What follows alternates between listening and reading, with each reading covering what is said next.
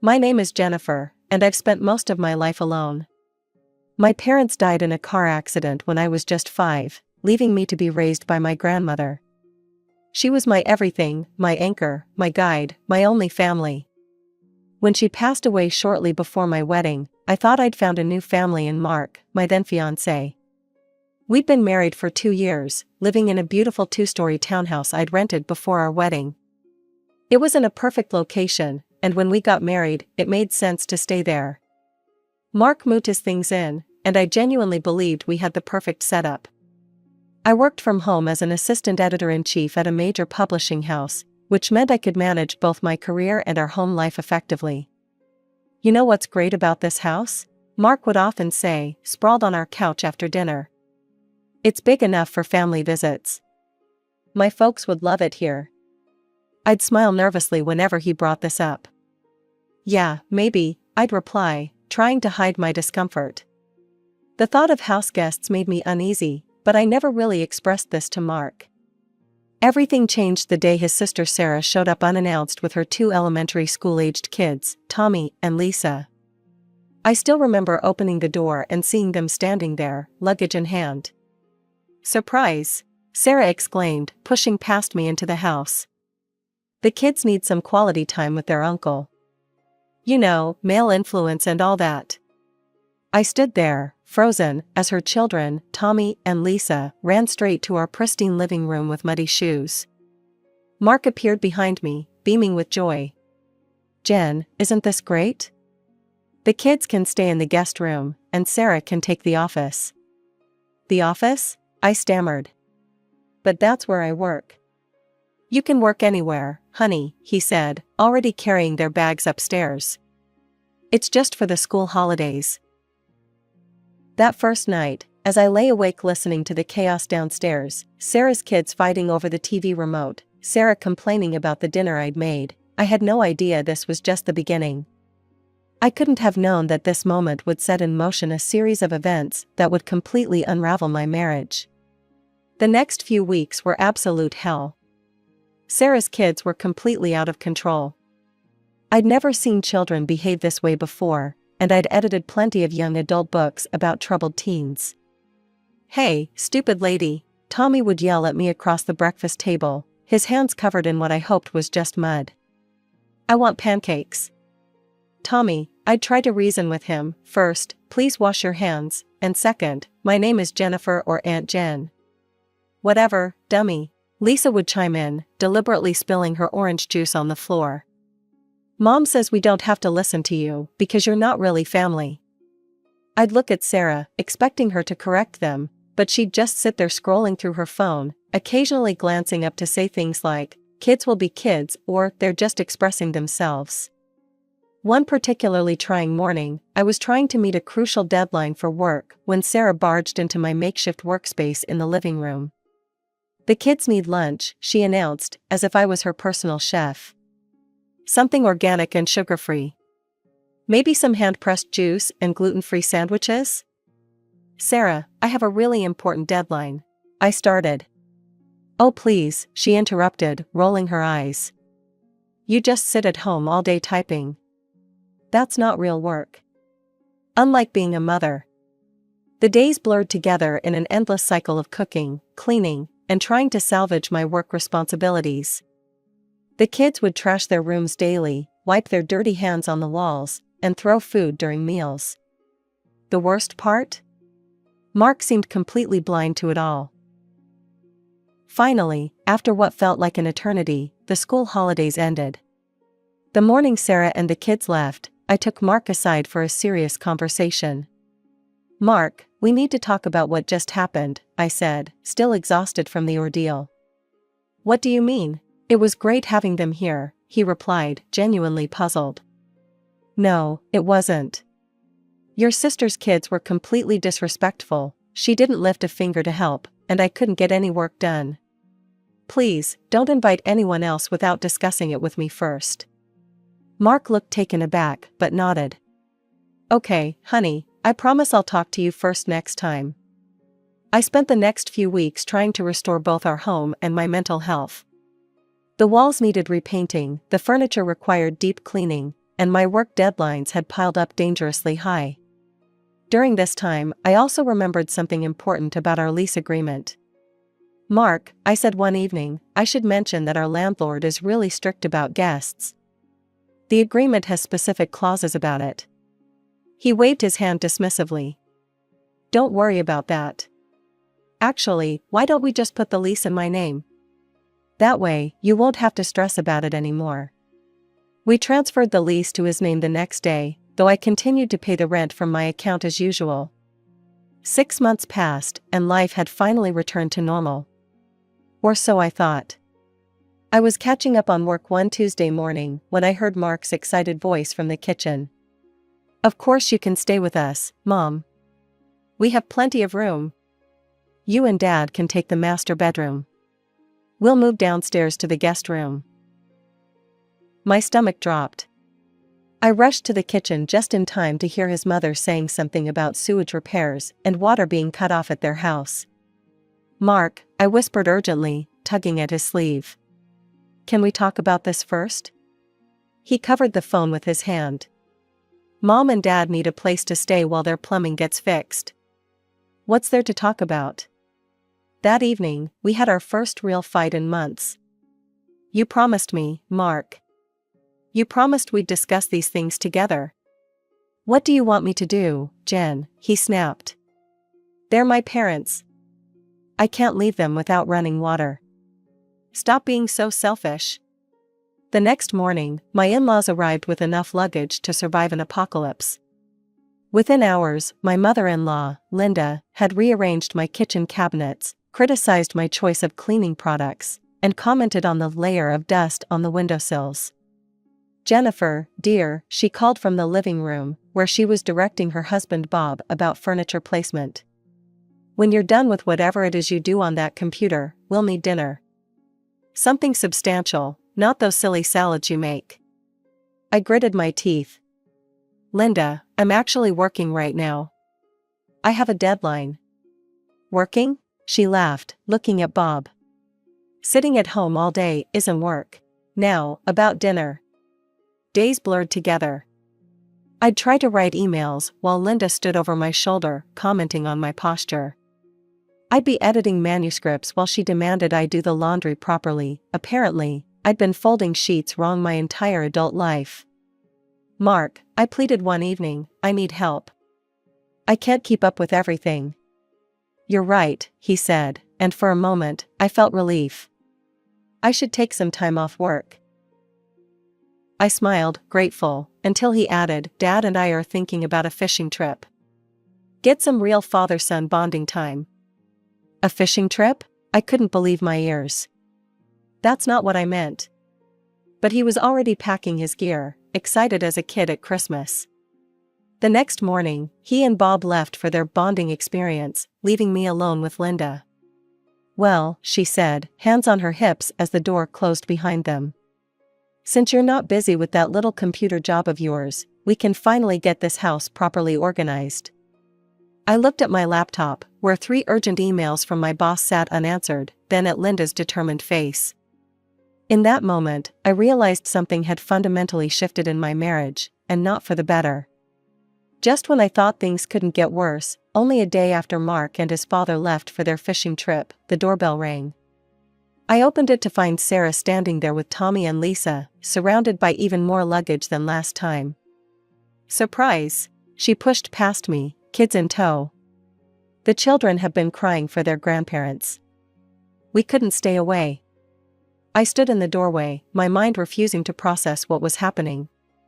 Linda appeared behind me, squealing with delight. "My babies!" She hugged the children. "Sarah, darling, you're just in time." Jennifer was about to start dinner. I wasn't about to start dinner. I was about to join a critical video call with my publishing team. But nobody cared about that. "Actually, I started, I have an important work meeting." Always with the excuses, Sarah rolled her eyes. "Mom told me you just sit at that computer all day pretending to work." The next few days were absolute torture. While Mark and Bob were off enjoying their fishing trip, I was trapped in a house of chaos. The kids ran wild through every room, leaving destruction in their wake. Sarah spent her days video calling friends, complaining about my cooking. Linda criticized everything I did. Nobody lifted a finger to help, but they all had opinions about how I wasn't doing enough. When Mark and his father finally returned from their fishing trip 5 days later, I was ready for a serious conversation. I'd rehearsed it in my head, firm but fair, explaining how impossible the situation had become. But before I could get a word in, Mark burst through the door, beaming with joy. "Isn't this amazing?" He spread his arms wide, taking in the chaos of our once peaceful home. "The whole family together. We should do this more often." I felt the room spin. "More often?" "Yeah. Dad and I were talking while fishing, and you know what would be great?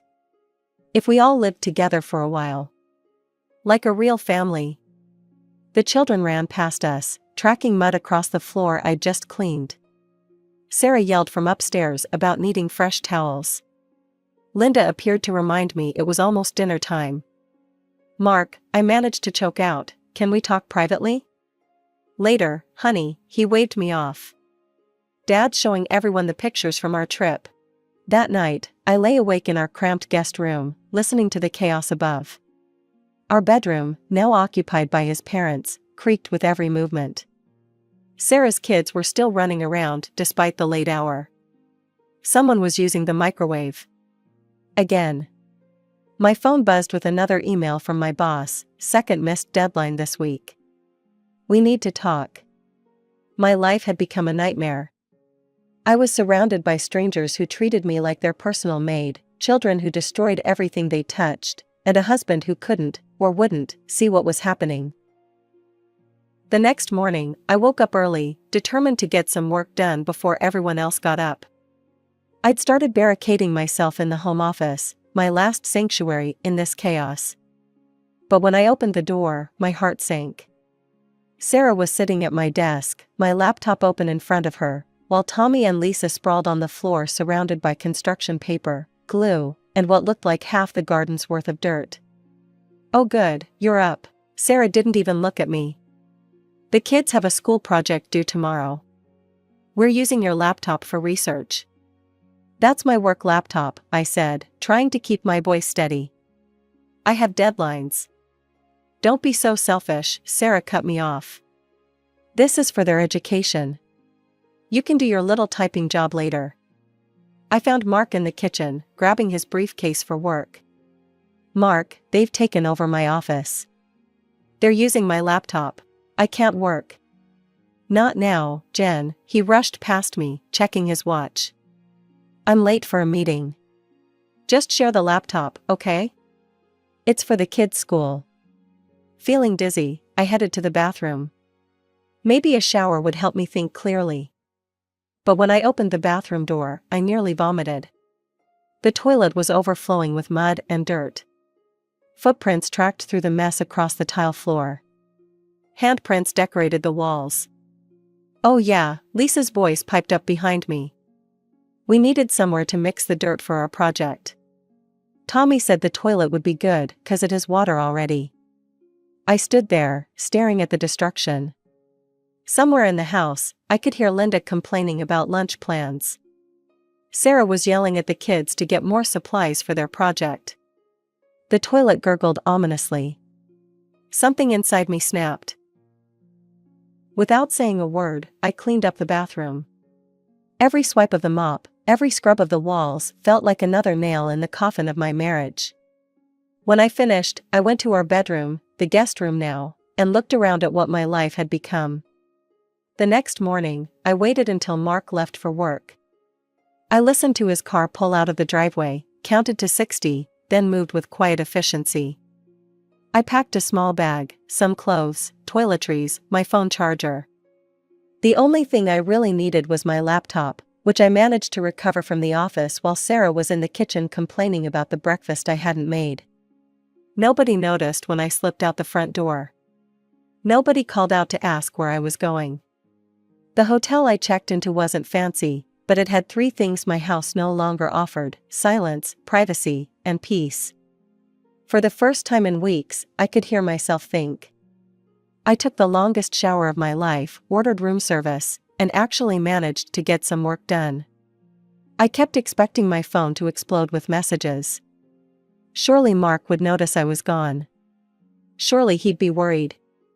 Surely someone would wonder where the person who did all the cooking and cleaning had disappeared to. But as the hours ticked by, my phone remained silent. No missed calls. No frantic text messages. No concern at all for where I'd gone or why. After 3 days of silence, I decided to go home. Not because I missed them, but because I needed answers. As I approached our front door, I heard music and laughter spilling out into the street. What I walked into felt like a punch to the gut. A full-blown party was in progress. Streamers hung from the ceiling, plates of food covered every surface, and dozens of unfamiliar faces filled our living room. Nobody noticed me slip inside.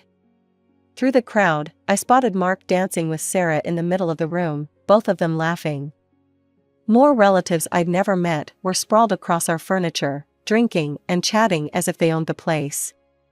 I moved through the party like a ghost until I found myself near the kitchen. That's when I heard them. And the best part is, my mother-in-law was saying to a woman I didn't recognize, we didn't have to spend a dime on hotels or restaurants. No repairs needed at our house at all, we just needed a change of scenery. The woman chuckled. Clever. And you got a free housewife out of the deal too. Yes, that Jennifer, Linda's voice dripped with contempt. Though she's not much of a housewife. Always complaining about her work. Can you believe she actually ran away 3 days ago? Not that anyone misses her cooking. They burst into laughter. I stood frozen, their words hitting me like physical blows. It had all been a lie. The broken sewage system, the urgent repairs, all of it fabricated so they could have a free vacation at my expense. Something inside me snapped. I pushed through the crowd until I found Mark, still dancing and drinking without a care in the world. We need to talk, I grabbed his arm. Now. He followed me to the hallway, looking annoyed at being pulled away from his fun. Your mother just told everyone there were never any repairs needed at their house, I said, my voice shaking. They just wanted a free place to stay. Did you know about this? He shrugged, and in that casual gesture, I saw our entire marriage crumble. So what if I did? Their family, they needed a break. A break? I'm the one who cooked for them, cleaned for them, while they insulted me and took over my home. And you knew it was all a lie? Oh, stop being so dramatic, he sneered. You don't understand because you're an orphan. The word orphan hit me like a slap. Images flashed through my mind, the car accident that took my parents when I was 5, my grandmother raising me alone, her empty seat at our wedding. That's right, he continued, his voice cruel. You're just a lonely loser who doesn't understand what it means to have a real, close-knit family. Maybe if you had one, you wouldn't be such a selfish bitch. Tears burned in my eyes, but I refused to let them fall. Without a word, I walked to our former bedroom and gathered what remained of my belongings. Behind me, the party continued as if nothing had happened. No one tried to stop me. Not even Mark. I'd barely settled into my hotel room and started apartment hunting online when my phone rang. Seeing the landlord's number flash across my screen made my stomach clench. Jennifer, Mr. Peterson's voice was tight with tension. I've been receiving numerous complaints from the neighbors about your property. My former property, I corrected him. I don't live there anymore. The lease was transferred to Mark Thompson, my husband, remember? There was a heavy pause on the line. Yes, well. The neighbors are reporting loud parties, excessive noise at all hours, children running wild in the common areas, and multiple unauthorized residents. That sounds terrible, I said, keeping my voice neutral. But as I said, it's not my responsibility anymore. Mr. Peterson sighed deeply. I want you to know that I'll be forced to take the harshest measures allowed under the lease agreement. I'm only calling you as a courtesy because you were such a good tenant for so long. I appreciate the heads up, I replied, but you'll need to discuss this with Mark. After hanging up, I felt a weight lift from my shoulders. I didn't bother warning Mark about the call. Let him deal with the consequences of his choices for once. I found a lovely one-bedroom apartment in a quiet building across town. The landlady was a retired teacher who lived downstairs and appreciated that I worked from home. "It's good to have someone around during the day," she said. For the first time in weeks, I slept through the night without being awakened by midnight snacks or early morning chaos. Then, 2 weeks into my peaceful new life, Mark called. "Jen, we're in serious trouble," he blurted before I could speak. "Peterson showed up today with a stack of papers. He's demanding double rent for the month plus some ridiculous fine." I continued typing my email, letting him ramble. "Did you know it was against the lease to have overnight guests? Or parties? Why didn't you tell me?" "I did tell you," I replied calmly. "Multiple times. You didn't want to listen." "Well, I didn't read the whole thing when we transferred it," he admitted. "Look, can you talk to Peterson? He liked you. Maybe you can explain." "Explain what?" I cut him off. "That you moved your entire extended family into a rental property without permission? That you've been hosting parties and disturbing the neighbors? That you ignored every warning I gave you about the lease agreement? The neighbors called the police last night," he continued desperately. "Mom and Dad got fined for noise violations. Sarah's kids were running through the building at midnight and someone complained. We need your help, Jen. You know how to handle these things." I thought about all the times I'd handled things for them. All the times I'd cleaned up their messes, literal and figurative. "No," I said simply. "No? What do you mean, no?" "I mean no. You have a whole big, close-knit family there to help you. Remember?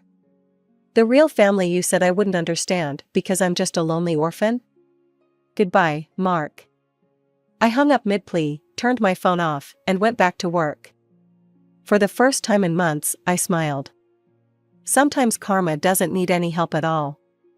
The day after Mark's desperate call about the fines, my phone rang again. His name flashed on the screen, and I almost didn't answer. But something told me I should hear whatever he had to say. "They're gone," he said without preamble. "Mom, Dad, Sarah, the kids, they all left. Come home, Jen. We can go back to how things were." I almost laughed at the suggestion. Go back? As if the past months could be erased like crayon marks from a wall. "There's no going back, Mark. Please," his voice cracked. "Peterson's asking for so much money. Maybe we could split the costs? Half the fine and the double rent? I can't afford it on my own." This time I did laugh, a sharp, bitter sound that surprised even me. "Oh, now you want to split things fairly? Where was this concern for fairness when I was cooking and cleaning for your entire family? When they took over my office, my home, my life? But what about your real, close-knit family?" I interrupted. "Surely they'll help you pay. After all, I'm just a lonely orphan who doesn't understand family values, remember?" A week later, I heard through our mutual friend Amy that Peterson had evicted Mark. She told me he'd shown up at his parents' doorstep with his bags, only to be turned away. The irony was almost poetic. Mark's final call came as I was finishing dinner in my peaceful new apartment. My divorce papers lay on the coffee table, filed that morning. "Please, Jen," he begged. "I've lost everything, the house, my family. I made a mistake. We could start over. I've learned my lesson." I looked around my small but tranquil apartment. My laptop sat on my desk where I'd left it. My coffee mug was exactly where I'd placed it. No crayon on the walls, no mud on the floors, no chaos in the kitchen. "You're right about one thing, Mark," I said quietly. "You did lose everything. But you lost it yourself, one choice at a time. Every time you chose your family over our marriage. Every time you dismissed my feelings. Every time you watched them disrespect me and said nothing. I can change. I've already filed for divorce, I cut him off. And no, this isn't up for discussion. You showed me exactly who you are and what I mean to you. Consider it a gift, now I'll never waste another moment wondering. I hung up and blocked his number. Outside my window, the sun was setting, painting the sky in brilliant oranges and pinks. On my desk, a fresh manuscript waited for my attention. My phone remained blessedly silent. Sometimes, I think about what my grandmother would say if she could see me now. She always told me that family isn't about blood, it's about love, respect, and loyalty. She was right, of course. She usually was. I might be an orphan, as Mark so cruelly pointed out, but I finally understood something important. Being alone isn't the same as being lonely. And sometimes, the family you're born with or marry into isn't the family you deserve. Sometimes, you have to save yourself. And that's exactly what I did.